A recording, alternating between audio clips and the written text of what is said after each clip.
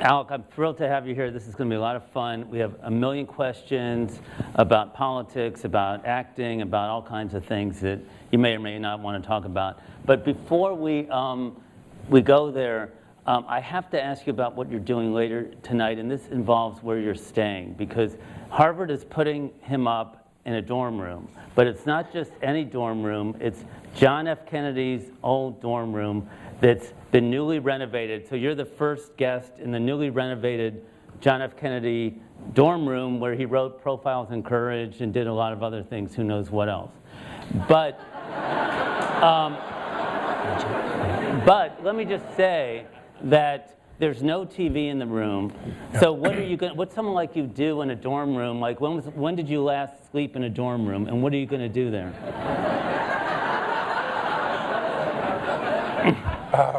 Well, I was mentioning earlier when we were backstage, first of all, I want to thank all of you for coming. It's really sweet of you to come. I appreciate it. Do they teach classes in this room? Because it must be tough for the people way up there to absorb everything. I was saying how it is nothing like when I come to Harvard. I've been here a few times, because Harvard can play off of being Harvard by saying, we're not going to pay you an honorarium to come speak here, but you're going to stay in JFK's dorm room. And there's no wireless access in the room, and there's no DVD. It's just a kind of a bed and a copy of Profiles in Courage and a lamp. And you just have the experience of kind of recreating the Kennedy ethos in this room when you're there. The last time I stayed in a dorm room, I don't remember.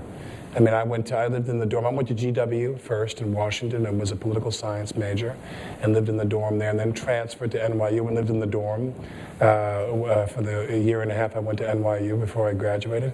But I haven't stayed in a dorm in a while. How about you?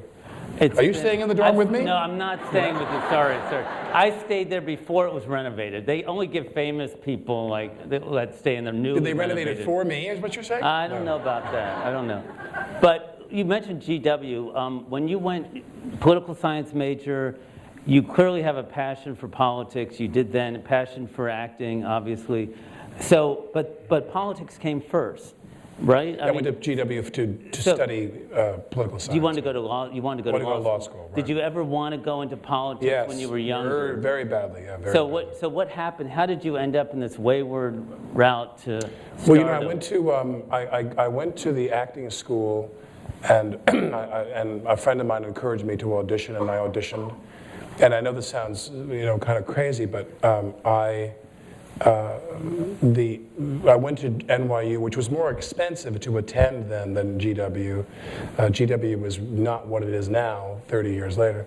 But I went to NYU, but it cost me less money to go there because they gave me a scholarship. They gave me the drama program gave me a scholarship to go there, and that was kind of important for me. It was really kind of determinative for me to go to a school under conditions I could afford.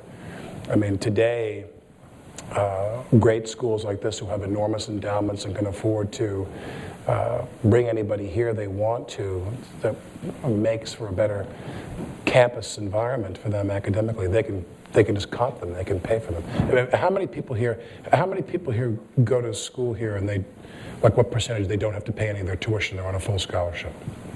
Raise your hand. No, I'm not asking you people. I'm saying no, raise your hand. I mean, how many of the general population here don't have to pay to go to school? It's a substantial amount, right? They pay for a lot of people to go here. That's great. So it wasn't like that when I went to college. Getting the money to go to college, it was harder than it is now.